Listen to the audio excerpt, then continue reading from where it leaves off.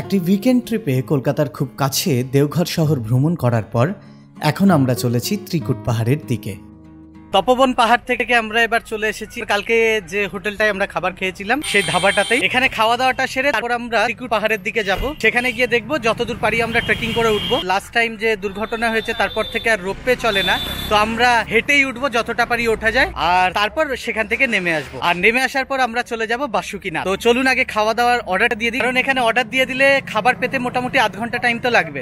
গতকাল একসাথে বসতে পারিনি, কিন্তু আজ সবাই মিলে একসাথে বসার সুযোগ পেয়ে গেছি। একসাথেই 10 জন মিলে বসে যাব এই টেবিলটাতে।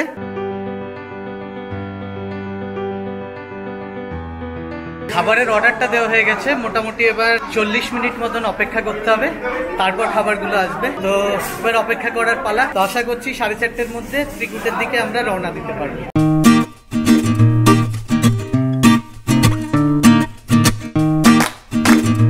আমাদের লাঞ্চ কমপ্লিট হয়ে গেছে, এবার আমরা এখান থেকে বেরিয়ে পড়বো ত্রিকুট পাহাড়ের দিকে। তো চলুন সেই দিকে যাওয়া যাক।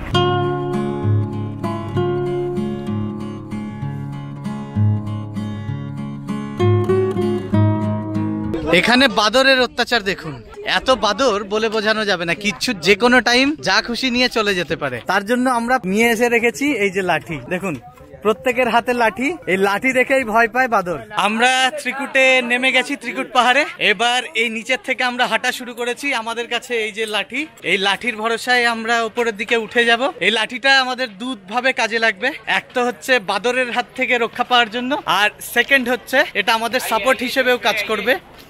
এটাতে যেহেতু পাহাড়ের উপরের দিকে চড়বো, তো এটাতে অনেকটাই সাপোর্ট দেবে, তাই আমরা এটা ইউজ করব। তো চলুন এবার এগিয়ে যেতে থাকি। আমরা এগিয়ে যাচ্ছি সামনের দিকে।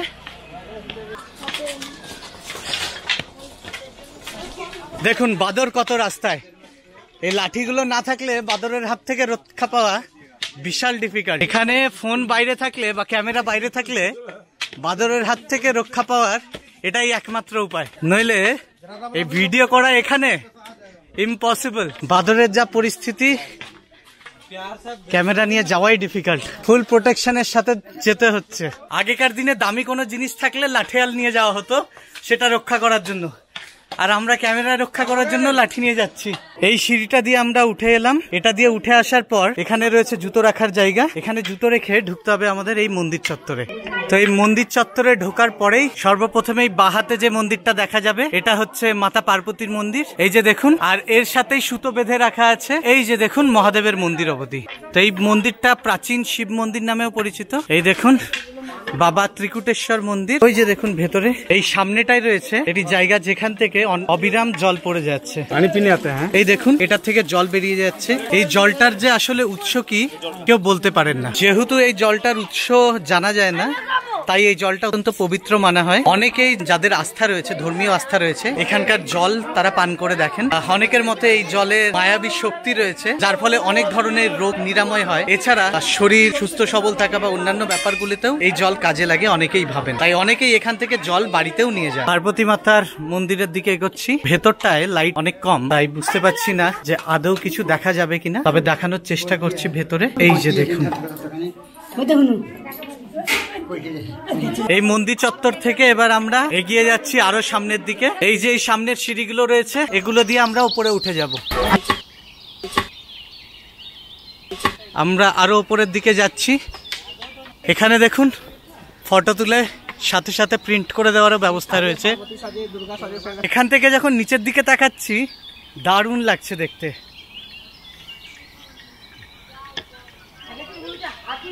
ওই যে নিচে মন্দিরগুলো, ওই দিক দিয়ে এসেছিলাম আমরা। এই বাদরের অত্যাচার, খুব অত্যাচার এখানে। তোর ভয় নেই? লাঠি আছে। আরে ভয় নাই। এই ওপরে রয়েছে একটি আশ্রম, স্বামী সম্পদানন্দের মেডিটেশন প্লেস। তার মানে হচ্ছে এখানেই তিনি ভক্তি সাধনা করতেন। তা আমরা ওনার যে মেডিটেশন প্লেস রয়েছে সেটার ভেতরে ঢুকছি। সেটাই ঢোকার আগেই ডান হাতে হনুমানজির একটা মন্দির রয়েছে। এই দেখুন, ভিডিও তো করছি কিন্তু বারবার একটাই টেনশন হচ্ছে বাদরের, কোথার থেকে দুম করে লাফ মেরে এসে তুলে নিয়ে চলে যাবে ক্যামেরাটা। এই ভেতরে আছে একটি সমাধি মন্দির। এই দেখুন ঢুকছি আমরা।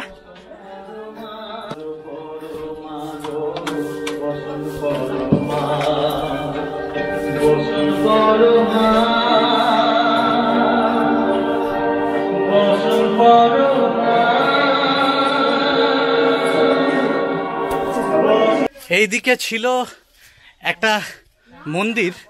এই আমার এই যে পেছনটায় যে দেওয়ালটা দেখতে পাচ্ছেন, এটাই সেই মন্দিরটা।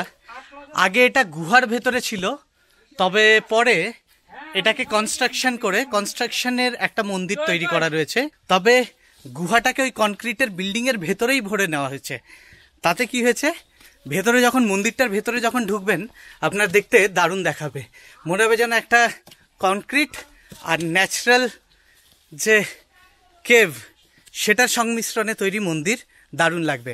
আর সেই মন্দিরটা পার করে তারপর যখন ওপর দিকে আসবেন পাবেন এই রকম একটা রাস্তা। এই রাস্তা দিয়ে আমরা হেঁটে হেঁটে ওপরে উঠে যাচ্ছি। দেখুন, যদিও বলা হয় যে এখানে স্থানীয়দের ছাড়া না যেতে বা গাইড না নিয়ে না যেতে, বাট আমরা যেহেতু এই রাস্তাটা চিনি তাই আমরা এটা দিয়ে আগে এগিয়ে যাব। তা আমরা এগিয়ে যাচ্ছি ওই সামনেটায়, ওই সামনের দিকে যাব, সেটার জন্য ধীরে ধীরে এগাচ্ছি। এখানেও যেহেতু উঁচু নিচু পাথর দিয়ে এই জায়গাটা, তাই খুব সাবধানে এগিয়ে যেতে হবে। এগিয়ে যাচ্ছি আরও ওপরের দিকে। খুব ডিফিকাল্ট এই উবড় খাবড় রাস্তা দিয়ে যাওয়া।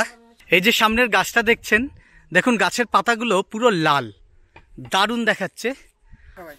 এই চত্বরের পরে এখান থেকে এই যে সামনের রাস্তাটা দেখতে পাচ্ছেন, এই রাস্তাটা দিয়েই, এই পাথরের এটা দিয়েই একদম ওপর দিকে ওঠা যায়। দেখুন আগে যেখানে অবধি রোপওয়ে চলতো ওই জায়গাটা অবধি রোপওয়ে চলতো। এখন রোপওয়েটা লাস্ট একটা দুর্ঘটনার পরে বন্ধ রয়েছে। তবে এই রাস্তাটা দিয়ে যদি হেঁটে যাই, নিচের এই রাস্তাটা দিয়ে যদি হেঁটে যাই, তাহলে আমরা রোপওয়েটা অবধি যেতে পারবো। মানে রোপওয়েটা যত দূর অবধি যেত তত দূর অবধি যেতে গেলে আমাদের এই যে রাস্তাটা রয়েছে আমাদের সামনের, এই রাস্তাটা দিয়েই যেতে হবে। কিন্তু সেখানে পৌঁছতে গেলে আমাদের মোটামুটি আরও 1 ঘন্টা টাইম লাগবে। আর এখন বাজছে 5টা 11। যেহেতু বিকেল হয়ে গেছে, 5টা 11 বাজে, আর আমরা যদি ওপরে যাই আমাদের 1 ঘন্টার ওপরে লাগবে। আর তারপর সেখান থেকে আবার নিচে নেমে আসতেও টাইম লাগবে। তো তাই আমরা রিস্ক নিচ্ছি না, এর মাঝে অন্ধকার হয়ে যাবে। তাই এত দূর অবধিই আমরা থামবো। এখানে আমরা এবার কিছুক্ষণ ফটো সেশন করে তারপর নিচের দিকে নেমে যাব। তো আমরা ওপরের সেই আশ্রম আর তার উপরে সেই যে ফাঁকা জায়গাটা রয়েছে সেখান থেকে এবার নিচের দিকে নেমে যাচ্ছি। ইতিমধ্যে সন্ধেও লেগে যাচ্ছে, অলরেডি 5:30 বেজে গেছে। তো আমরা নিচে নামতে নামতে আরো 15-20 মিনিট লাগবে। তো ততক্ষণে আশা করছি সন্ধে হয়েই যাবে। তো তাই আর নিচে নামার আর ভিডিও বানাচ্ছি না। নিচে নামার পর গাড়িতে চেপে আমরা বেরিয়ে যাব বাসুকিনাথের দিকে। ঝাড়খণ্ড রাজ্যে যে সমস্ত ভ্রমণ গন্তব্যগুলো আছে তার মধ্যে একটি অত্যন্ত সুপরিচিত স্থান হল বাসুকিনাথ। সেখানে রয়েছে বাসুকিনাথ মন্দির নামের একটি শিব মন্দির। প্রত্যেক বছর শ্রাবণ মাসে সেখানে কয়েক লাখ দর্শনার্থীর ভিড় জমে। আজ রাতটা আমরা সেই মন্দিরের কাছেই কোনো একটি হোটেলে কাটাবো, আর আগামীকাল সকালে সেখানে পুজো দেব। দারুণ সেই মন্দিরটির ভিডিও রইল আমাদের পরবর্তী পর্বে।